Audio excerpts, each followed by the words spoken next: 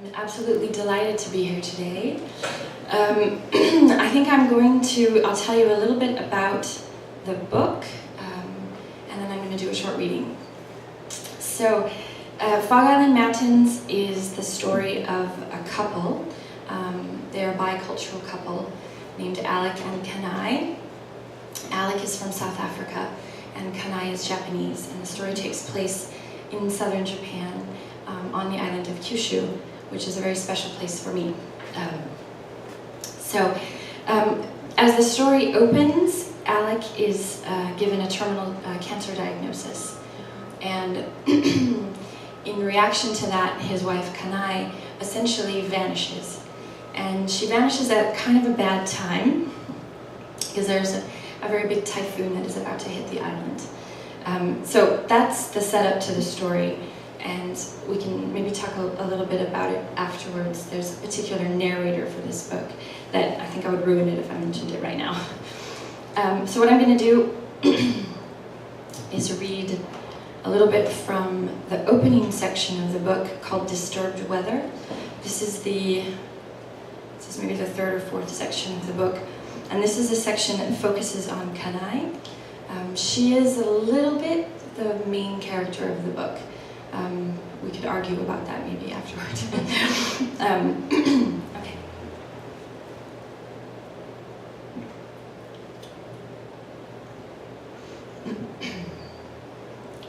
Summer evenings on southern Kyushu retain their light for an eternity. Clutch it bundled high above the island with bands of color and breezes from the not-so-far sea. And the sun hangs over the ridge of the mountains, like a wild eye bearing down on the little town of Komachi and the rest of the towns and villages of our Fog Island Mountains. Beneath this sun, Kanai has now said goodbye to her old friend Fumikaze and is driving back up the mountain road for the third time today. This is when she sees the gathering of the cloud ocean, something she hasn't seen for years, although it is what makes our region famous throughout Japan. She is slowing the car down. What else can she do on this first evening of her flight? She is only interested in slowing time. And so she pulls over to a scenic lookout and stands with her hands against a low rock wall, watching the mist gather first over the treetops, slowly, collecting its white weight into billowing folds. And she is staring at this thick whiteness, and her hand is reaching out into the void as if she might be able to touch the millions of droplets that are creating the vapor of this foggy ocean.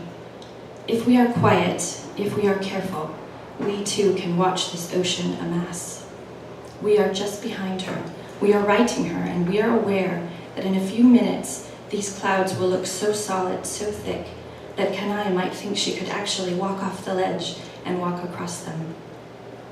Because of course she knows the story of the young girl from Matsuzaki who did just this. It is a story my grandfather wrote in one of his longest poems, and his version or older ones are still told at festivals and in children's books. Kanai read it to her children, and it always made Megumi clap and dance, and it is this she is thinking about. She is seeing her own daughter jump across the white mist, like the little girl from so long ago who was sent out by a jealous older sister into a dark and dangerous forest, and who was chased by a wild boar and almost fell off the cliff to the rushing river and rocks below. But no, the cloud sea held her aloft, and she walked to safety across the void to the other mountain ridge. Of course, no one knows what happened to her on the other side, not even my grandfather. But now Kanai is back inside the car, driving slowly through the now dense fog. The higher she climbs, the more fog settles across the road, and the blazing eye of the sun is virtually lost to her now, down amid the cloud sea.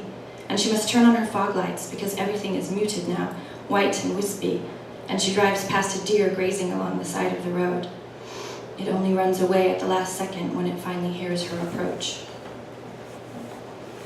She is turning on her windshield wipers to erase the gathered condensation across the glass, and in the thick flick of her wrist is the first gesture of her anger. But she is already tamping it down, closing her eyes and pressing on the gas pedal.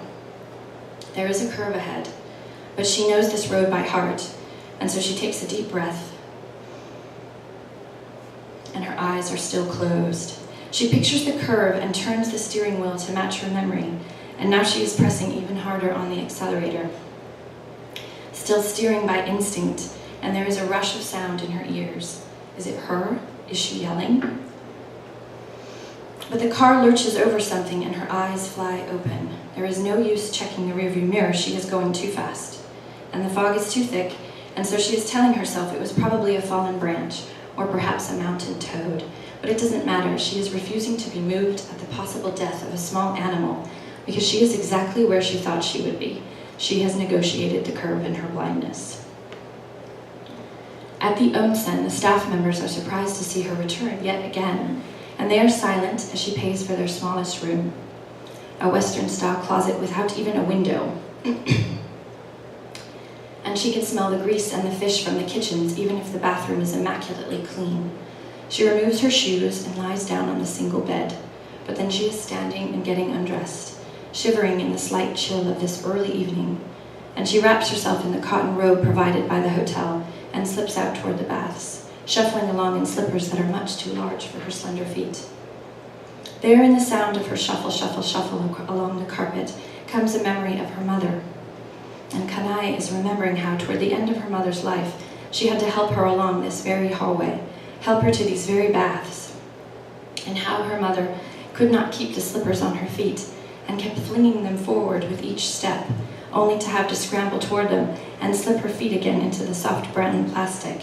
Each time she flicked a slipper, she would lower her head in shame, shuffle gracelessly forward, and struggle to place the shaking foot where it belonged. Kanai, with her but unwilling to really help her, would watch her mother's shame and grow irritated.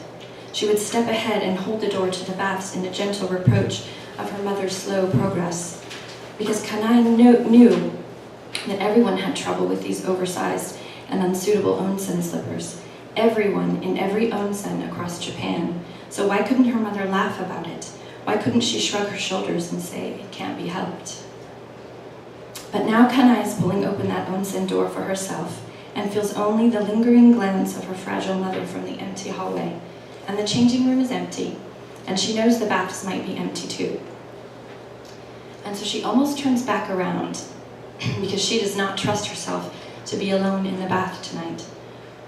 With all that heated water, all that possibility of oblivion. The sound of someone moving about in the pools is reassuring, and Kanai undresses carefully and heads through the sliding glass door. At the threshold, she sees the old woman standing beneath the bamboo pipe waterfall at the far end of the large bath. And she thinks of her mother and her mother's death, and then Alec is with her again, and the anger flares. There it is in the swift, judging glance she gives to this woman. There it is again in the violent grip she uses to carry her stool and bucket over to the showers. And there it is in the icy water she sprays against her shoulders and down along her neck.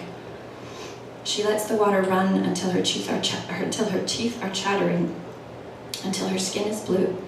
And then she walks over to the bath and steps in as quickly as she can, wanting the shock of the heat against her frozen skin, wanting the pain of it to rise up against her rage.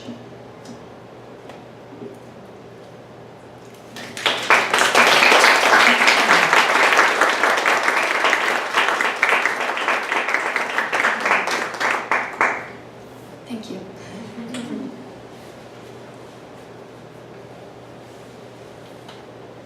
I think that's all I'll do for a reading, so I'm happy to answer any questions. Please. Michelle, you said the location was special to you. Could you elaborate on that? Why is this set in Japan?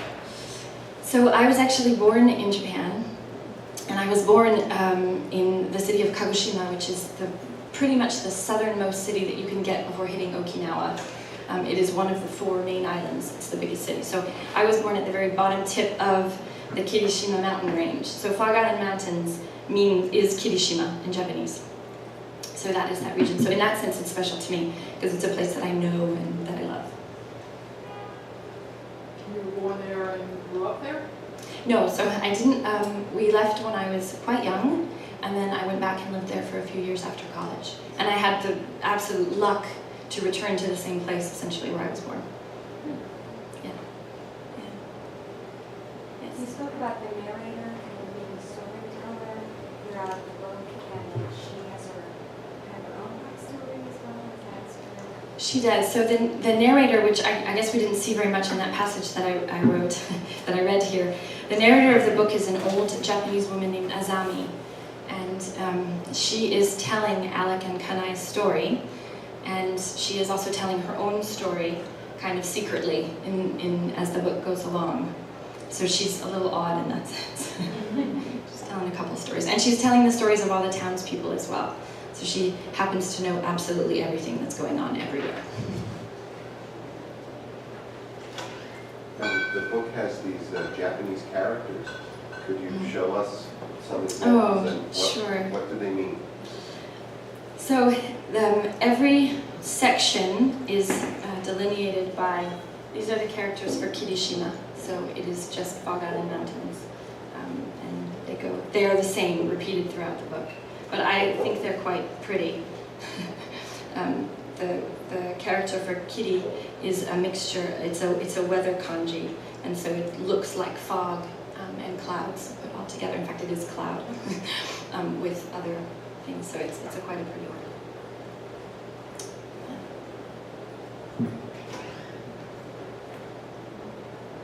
You know that you're also a translator. Yes. And how does that influence your fiction, or how does your fiction influence your work as a translator? I think that I enjoy paying attention to language a lot, and a friend of mine, said to me after reading this book, and I'm not quite sure that they meant it as a compliment, but I'm going to take it as a compliment, that parts of the book read as if they had been translated from Japanese, and that made me very happy. It was a difficult decision to write from the perspective of essentially an extremely old Japanese woman, because I'm not an extremely old Japanese woman, and I worried that I would have difficulty doing that. So I wanted to make that authentic, and the way in which that I tried to do that was some of the rhythms of the language. And this is something that I enjoy in my translating work. When you move the meaning from one language into another, sometimes the rhythm is one of the only things you can pay attention to. You want to get the meaning correct, but you have to get the rhythm right in the language that you're going towards. So I suppose this was a backwards process, because I wanted some Japanese rhythms into English so that it would sound a little bit authentic. Can you tell us a little more about your writing process, or what inspired you to write the book along those lines? Sure. This book was, I think, almost 8 years until it finally reached the form that it was in. My writing process is one that I just actually sit down and write every day. And I hope to do that. The inspiration for this book comes from two things. One were questions that came up in my own life because some personal things that had happened in my in-laws' family. And those questions are sometimes difficult to deal with directly. So I wanted to write about Japan, and the folkloric tradition that I used in this book, which I didn't talk about, but I'll talk about it in a minute, was something that seemed to fit those questions really well. So the book plays with one of the oldest, well, I shouldn't say the oldest, but one of a very common Japanese folkloric tradition, which is about the foxes and the fox spirits, which are called kitsune. And there's many, many variations of the kitsune stories. Fox in Japan has really a trickster quality about him. It's kind of a half, they're women and men, kind of a half god, half sort of a sprite and an imp. And most of those stories have to do with being tricked or cheated in some way. And one of the most common stories that comes out of this is of for example, a young man meets a beautiful young woman one evening, most often in the dark on a quiet country road, and he falls in love with her and he marries her, and several years later he finds out that she is not human, that she is in fact a fox who has been transformed into a woman. And There has to be a separation at that moment because they can't live together anymore. And so there's a lot of frustration and grief and sadness and anger at that moment. And in some of the stories, they work out to a happy ending, and in some of the stories, they don't. But I think it was that moment of deception when you realize that someone maybe can't be there with you anymore. So the two stories worked very well in parallel with some of the questions I had. Yeah. Is your book offered in Japan? No, well, not for now. And are you writing another book related to this book? Or? No, I'm not writing anything related to this right now. I actually have half the original manuscript that was maybe finished in about 2008 or 2009 had a completely different story as well inside of it, and that just got removed. And maybe that was for very good reasons. But that still exists, and I might do something with it someday, but it's of another family in the town and things that happened to them as well. But I'm working on something completely different right now. So, not in Japan, it's set in the United States for the first time. Write that in Japanese. That's right. Or at least, yeah. That'll be harder. That might take me more than 9 years. Yeah. Now, we know there's an audiobook edition. Have you heard much of it? I've heard a sample of it. It's really exciting. The book is written as if it's being told out loud in many ways, so it was really exciting for me that there is an audio edition. And I just listened to it a few days ago, so that was really, really fun. Yeah. The voice actress is a Japanese American, so that made me really happy. Yeah. Have you had any reviews from people that you found interesting or enlightening about from the book? I was really surprised and happy that in the Publisher's Weekly Review they talked about it as a poem. There's kind of a sneaky poetic structure that I snuck into the book that I don't expect people to necessarily see, but I liked it when they do. So everyone's heard of a haiku, and 57575. But one of the oldest of the Japanese traditional poetry forms is called a choka, and it's essentially they were for epic poems. So I'm not going to claim that it's in any way an epic, but they run 5757577, and the book is broken up into 7 different sections, and those sections follow the stages of a typhoon as it hits land. But within each of those sections are either 5 or 7 voices. So the book does go 5757577. So it was a sneaky poem.